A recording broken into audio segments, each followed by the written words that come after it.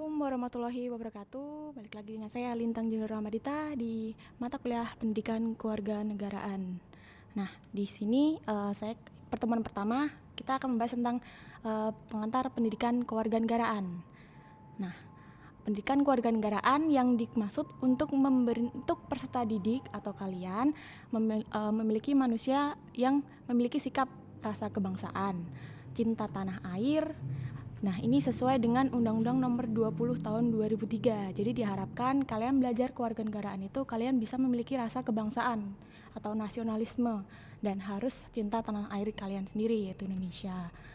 Nah, selanjutnya pendidikan kewarganegaraan dilatar belakangi oleh Undang-Undang Nomor 2 Tahun 1989 Jungto Undang-Undang Nomor 20 Tahun 2004. Nah, serta Sekjen Dikti Nomor 267 garing Dikti garing Kep garing 2000 dan Sekjen Dikti Nomor 38 garing Dikti garing KP Kep garing 2003. Nah, di sini materi-materi biasanya latar belakang tujuan kalian belajar kewarganegaraan itu seperti apa, hak asasi manusia, hak dan kewajiban sebagai warga negara, nanti bahas tentang lingkungan hidup, bela negara, demokrasi, wawasan Nusantara, ketahanan nasional, baik politik nasional maupun strategi nasional. Nah, di sini visi dan misi kompetensi untuk kewarganegaraan, di mana yang pertama adalah menjadi sumber nilai dan pedoman bagi penyelenggaraan program studi dan pengembangan kepribadian sebagai warga negara Indonesia. Yang kedua, misinya adalah membantu mahasiswa agar mewujudkan nilai dasar kesadaran berbangsa dan bernegara, teknologi dan seni yang dikuasai dengan rasa tanggung jawab dan kemanusiaan. Setelah itu, kompetensinya adalah mengantarkan mahasiswa memiliki wawasan kesadaran bernegara. Yang kedua adalah menumbuhkan wawasan kebangsaan kesadaran berbangsa. Dan yang ketiga adalah menumbuhkan atau mengembangkan pola sikap atau pola pikir yang komprehensif, integral pada aspek kehidupan. Jadi bisa aspek politik, sosial, budaya. Ini nanti kalian diharapkan paham dan paham atau tahu tentang bagaimana sih sistem-sistem yang ada di Indonesia. Nah, setelah itu dari pendidikan kewarganegaraan otomatis kan kalian yang pertama, yang utama itu kan ketuhanan yang Maha Esa. Yang utama berarti agama. Setelah itu dari kalian dijabarkan ke bagaimana sih sikap kalian ke keluarga kalian, ke masyarakat atau ke bangsa. Setelah itu manusia di Indonesia atau kalian di sini terdapat dari suatu negara, otomatis kan ada wilayah.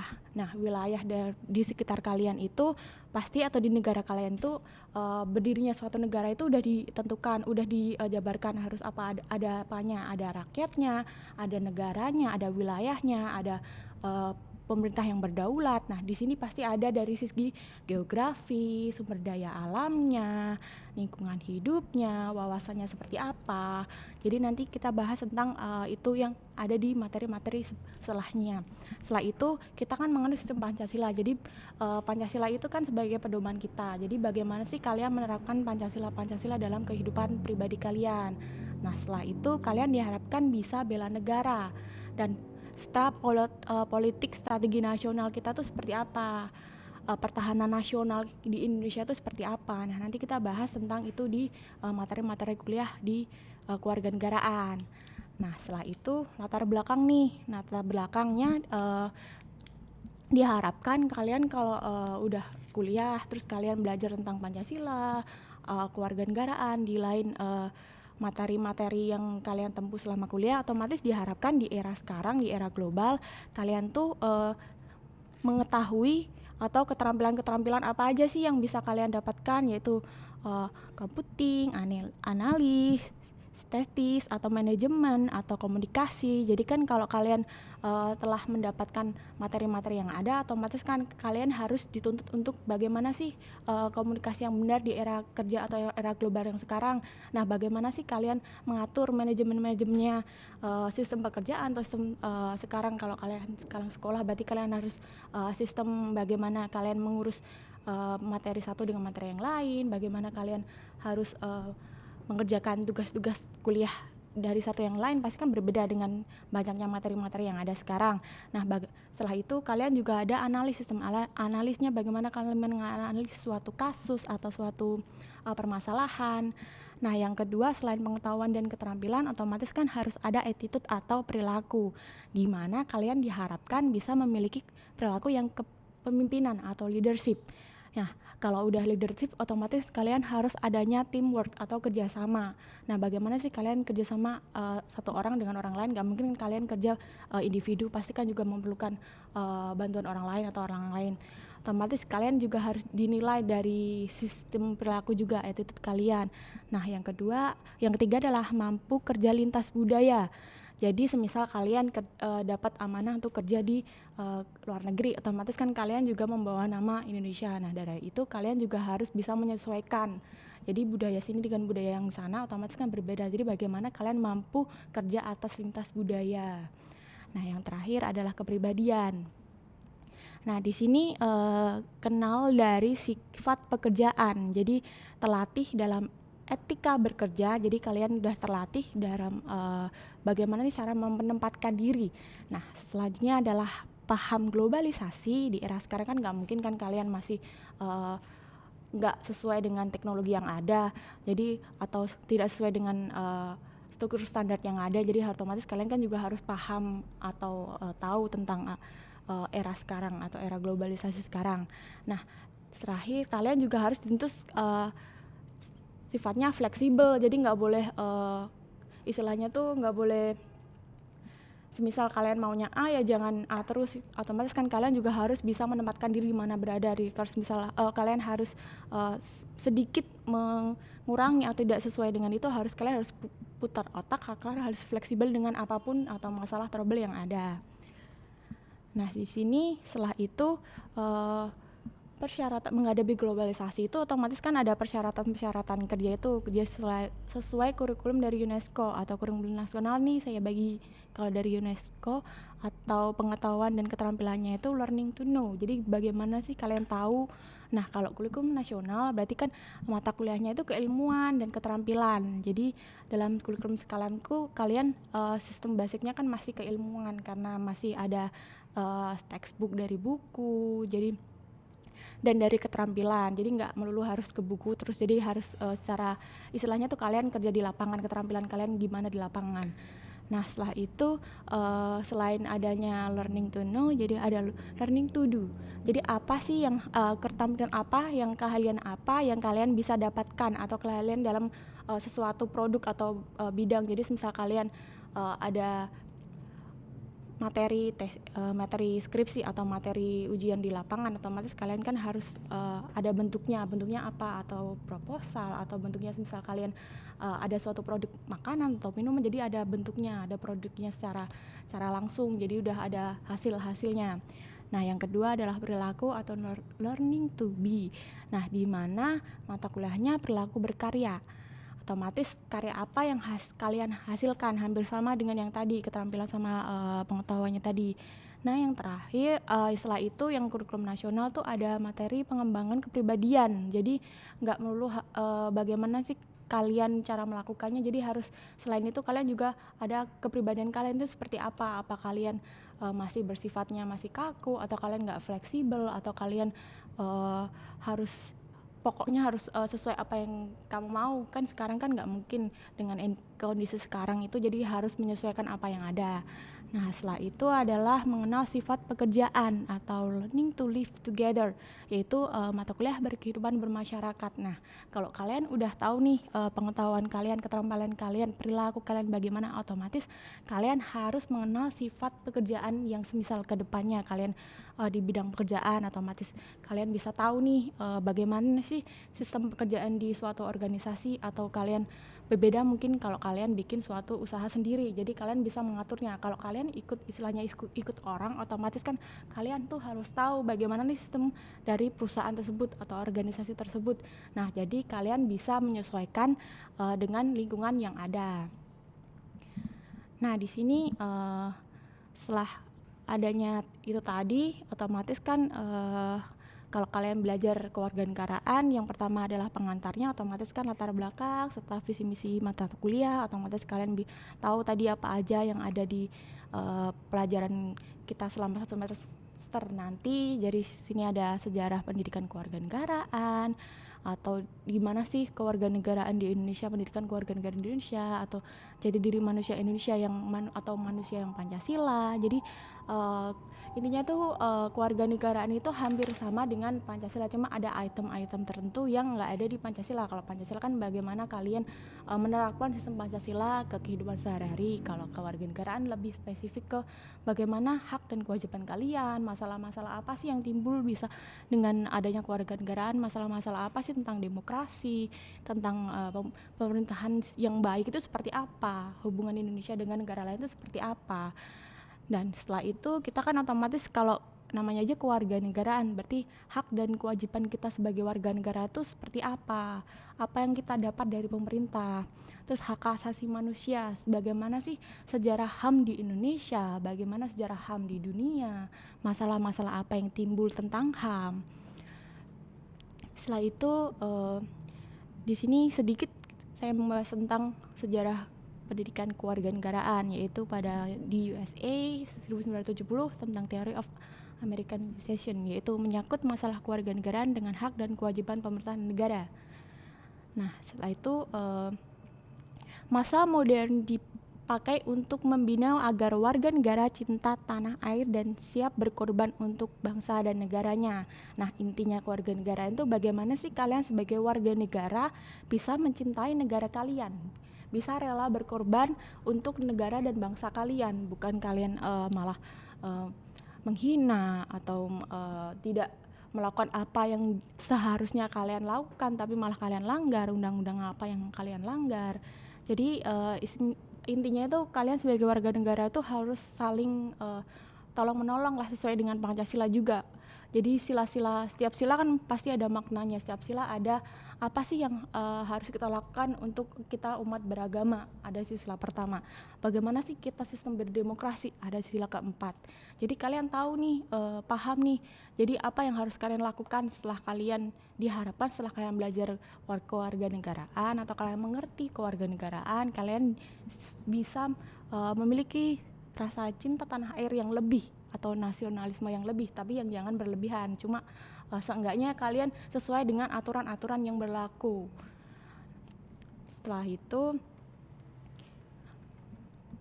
nah di sini kita bahas tentang jati diri bangsa Indonesia.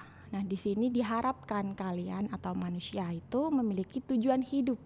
Di mana tujuan hidupnya ya kalian bisa sejahtera, bisa eksis dimanapun kalian berada, bisa menyesuaikan dengan apapun yang ada, lingkungan atau kondisi apapun yang ada di area kalian. Nah, di mana individu atau kalian tidak ada otomatis, setiap individu itu tidak dapat berdiri sendiri, harus pasti perlu membutuhkan bantuan orang lain.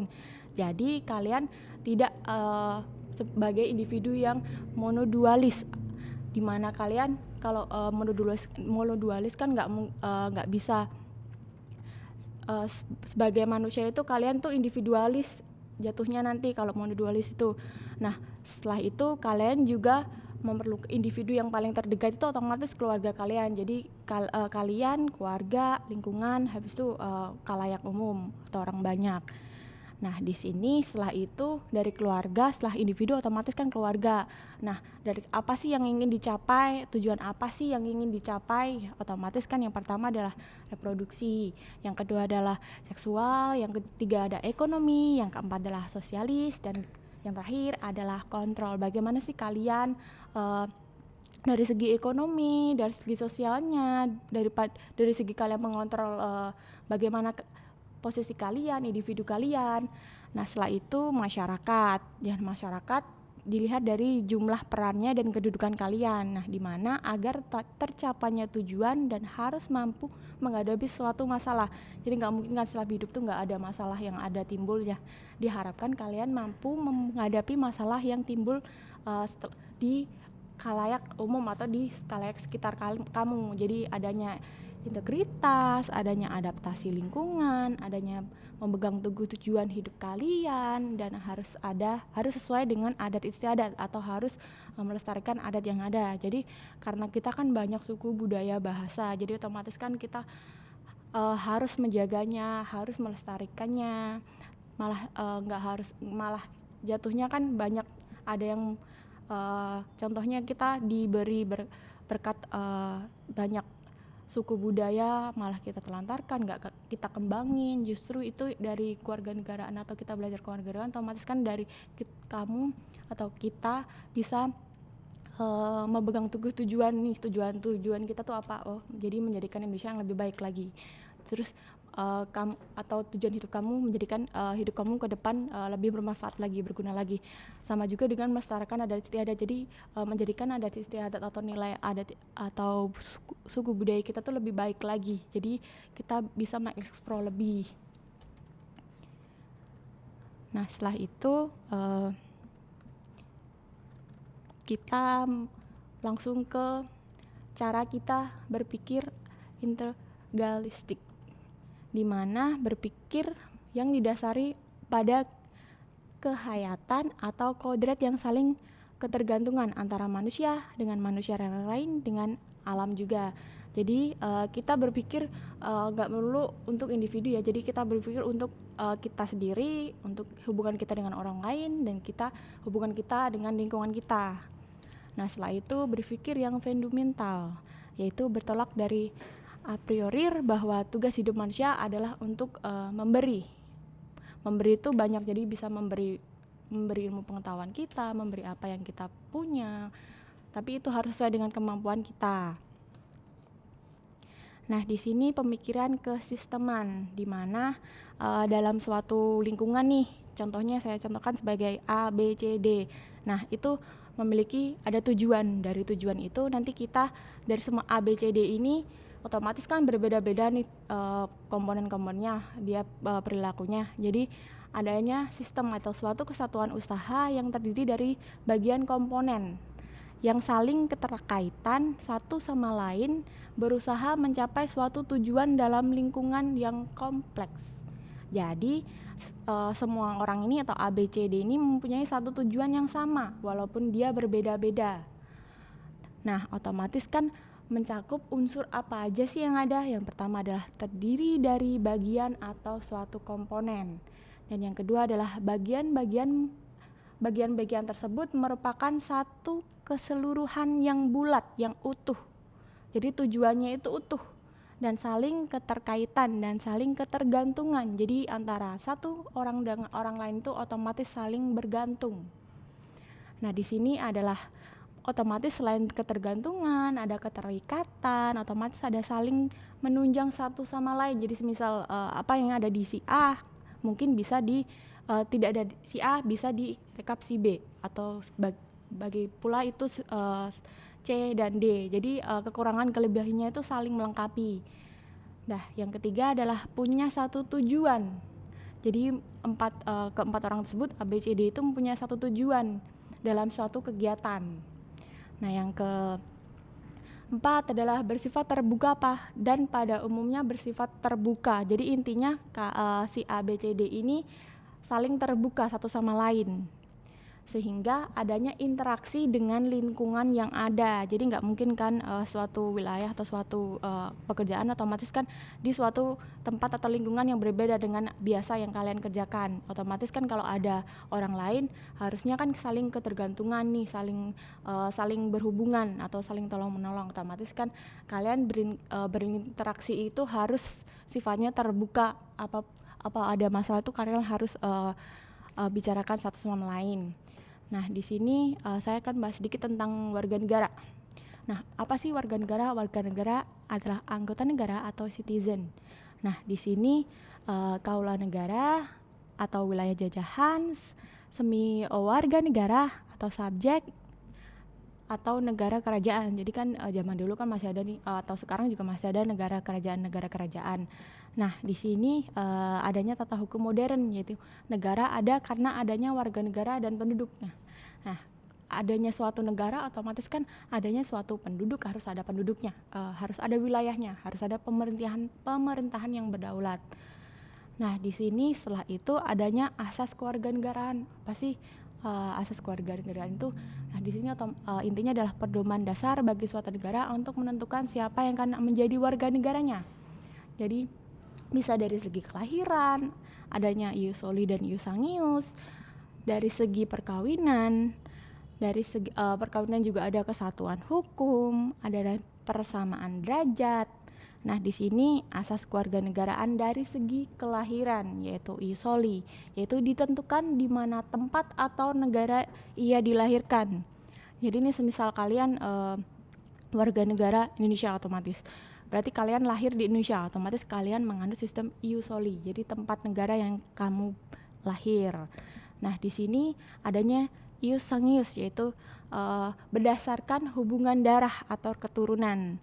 Jadi bisa jadi nanti ada kalian bisa menikah dengan warga negara asing, otomatis kan anak kalian tuh bisa dilihat dari bagaimana atau dia lahir di mana nih. Semisal kalian anak kalian lahir di Indonesia, otomatis kan nanti bisa menganut sistem ius soli karena dia ditentukan tempat negara yang dilahirkan. Bisa juga dengan ius sanguius. Nah, kalau ada kan batas seorang warga negara itu memilih kewarganegaraannya.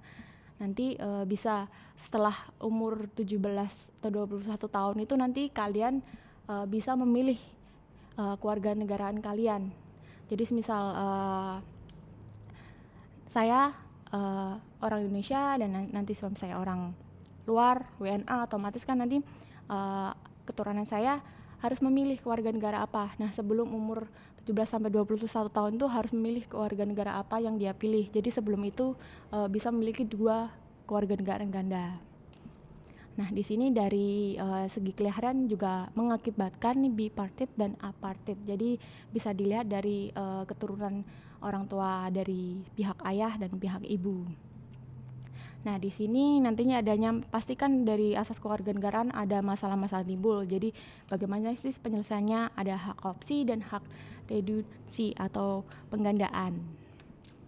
Nah, di sini asas kewarganegaraan dari segi perkawinan tadi ada pihak istri dan pihak suami, ada ius soli ius sanguius.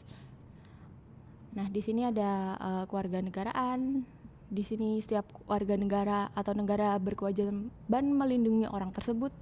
Segala hubungan antara seseorang dengan negara atau setiap warga negara